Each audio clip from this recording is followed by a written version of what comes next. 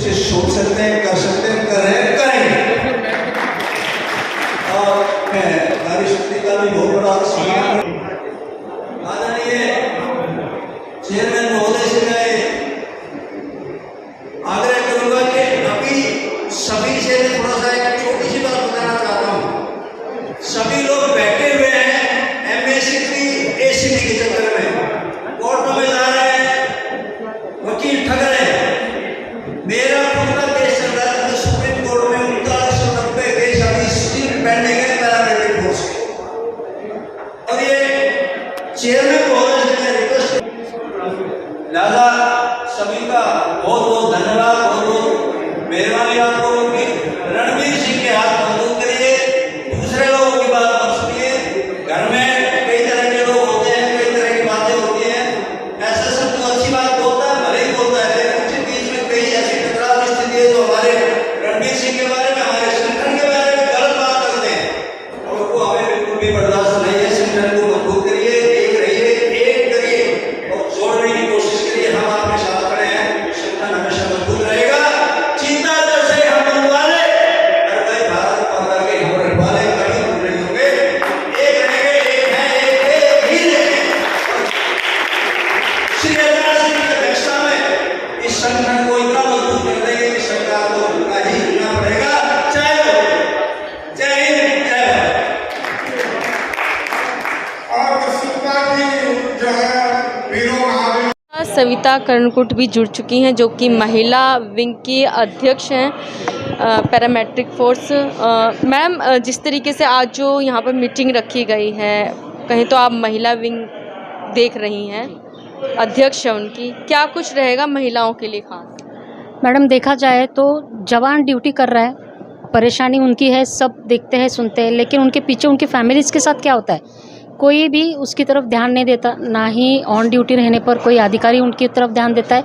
Retirement के बाद भी क्या प्रॉब्लम्स फेस कर रहे हैं हम और हमारे बच्चे, इस पर कोई ध्यान नहीं देता। तो मैं पिछले 10 साल से यही जिद लेकर लड़ रही हूँ कि हमारी औरतों को हम ट्रेनिंग देते हैं। लड़कियाँ जो जैसे फादर दूर है, भाई नहीं है घर में, तो लड़कियाँ कॉलेज को 4-4, 5-5 किलोमीटर अकेली जाती है। तो सेफ्टी क्या है उनकी? ना ही स्कूल कॉलेज रिस्पॉन्सिबिलिटीज़ लेता है। और आप तो जानते ही working as a working woman या कॉलेज या स्कूल के बच्चों को कितने प्रॉब्लम्स आते हैं आज फील्ड में। तो उनका सेल्फ डिफेंस का क्या है? और ऐसा होता है कि उस पेमेंट में एक जवान अपनी बेटी को सिर्फ पढ़ा सकता है, उनको फिजिकली एक्टिविटीज़ या स्पोर्ट्स इसके लिए कोई भी वो सपोर्ट नहीं कर सकता। जो स्कूल कॉलेज में पढ़ रहे हैं वही वो सिखा सकता है। तो मेरी संस्था या हमारे जो ग्रुप्स है, हम all India paramilitary association Maharashtra से, तो हम वुमेंस को ट्रेनिंग देते हैं एम्पावरमेंट के लिए भी, सेल्फ डिफेंस के लिए भी।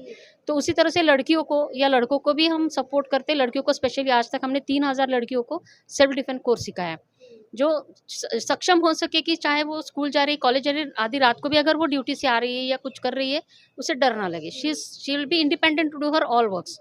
तो इसी तरह से वुमेंस के लिए भी अभी जो रिटायर्ड जवान है, जैसे मेरे हस्बैंड रिटायरमेंट के बाद क्या उनको प्रॉब्लम फेस हो रही थी, ये मैंने खुद अनुभव किया है। तो उस पर भी हम अभी शुरू किया है मैंने 2-3 साल से कि जवानों को हम बिजनेस के लिए ट्रेनिंग देते हैं। रिटायरमेंट के बाद हमेशा एक जवान ड्यूटी करता है सिक्योरिटी की, या उसके पास और कोई ऑप्शन नहीं रहता है, या खेती करता है। तो क्यों करे ऐसे? अगर उसमें इच्छा है, एबिलिटीज़ है कुछ अलग करने की, तो हम ट्राई कर रहे हैं कि जवानों को आफ्टर रिटायरमेंट हम उनको ट्रेनिंग दें बिजनेस की, जो उनकी चॉइस से हो। सरकार से हमको यही उम्मीद है मैम। जैसे हर ड्यूटी, जैसे पैरामिलिट्री का आप हर जगह ड्यूटी पैरामिलिट्री की लगती है, चाहे वो रेलवे स्टेशन हो, एयरपोर्ट हो, कोई अटैक इंटरनल हो या बॉर्डर्स हो, हर जगह पैरामिलिट्री है। तो सुविधा देते वक्त पैरामिलिट्री की याद क्यों नहीं आती सरकार को? चाहे वो हाउसिंग टैक्सेस हो, या फिर जैसे पेंशन की बात हो। क्या आज मेरे हस्बैंड को 15,000 पेंशन आती है, उसमें मैं मेरा और मेरे बच्चों का गुजारा कर सकती हूँ क्या? जो पेमेंट आती थी, बैंक्स लोन भी नहीं देते मैम। कुछ स्टेट, कुछ जिले ऐसे हैं जहाँ पर पैरामिलिट्री जवानों को लोन्स, हाउसिंग लोन्स या कोई भी लोन नहीं मिलता। तो अभी तक हमारा घर नहीं हुआ था। अगर मैं खुद अगर सक्षम नहीं होती तो मेरा घर भी नहीं होता आज तक। ऐसे कितने सारे जवान हैं जिनके घर नहीं है अभी तक, रिटायरमेंट के बाद भी घर नहीं है। तो ना बैंकिंग सुविधाएं हैं, ना कुछ अलग फैसिलिटीज़ है उनके लिए, ना पेंशन प्रॉपर आती है, और अब तो पेंशन भी बंद कर दिए, तो वो जवान क्या करेंगे। एटलीस्ट मेरे पति को 15,000 पगार आती है, जिसमें मैं कुछ ना कुछ कर कर घर चला सकती हूँ, लेकिन उसके बाद में जो जवान अभी जिनको पेंशन ही नहीं मिलने वाली, वो कैसे गुजारा करेंगे। हेल्थ रिलेटेड है, जैसे CGS गवर्नमेंट ने अनाउंस कर दिया, कार्ड है, मेडिकल कार्ड है, सुविधा है, कहाँ है, लेकिन हॉस्पिटल सीधे कह देती है ये सुविधा हमारे यहाँ नहीं, लेकिन हॉस्पिटल्स की लिस्ट में लिखा हुआ है CGS फैसिलिटी है। तो इस पर गवर्नमेंट ने ध्यान देती है। हम कितने बार मेल डाल चुके हैं, कितने बार हमारे अधिकारियों को हमने एप्लीकेशंस दिए कि यहाँ पर ये गांव में या सिटी में भी लिटरली मैम, जैसे सोलापुर सिटी है, लातूर सिटी है, तो इतने बड़े शहर है, फिर भी वहाँ पर CGS नाम के लिए है, लेकिन सुविधा नहीं है। महाराष्ट्र में आपका संगठन इन मुद्दों को लेकर के क्या करेगा? सरकार के समक्ष जाएगा? किस तरीके से इन मुद्दों को जो है मनवाएगा? जो आपकी समस्या अभी तक जो आप देखिए, लोग चाहते हैं कि ये पूरी हो। अब तक तो हम जवान और हम उनके साथ है, फैमिलीज शांतिपूर्ण लड़ रहे हैं, लेकिन अब अभी हमने डिसीजन ले लिया है कि अगर हमें एटलीस्ट स्कूल या हाउसिंग लोन्स के लिए कोई फैसिलिटीज़ नहीं मिली, तो इस इलेक्शन में हम किसी को भी वोट नहीं देंगे। जो पार्टी हमारे लिए लड़ेगी, हमारे लिए हम 2024 का कहीं ना कहीं उन्हें खामियाजा भुगतना राइट उनको फेस करना पड़ेगा। If you are not with us, we are not with you. जो हमारे लिए करेगा हम उसके साथ हैं, यही हमारा नारा रहेगा।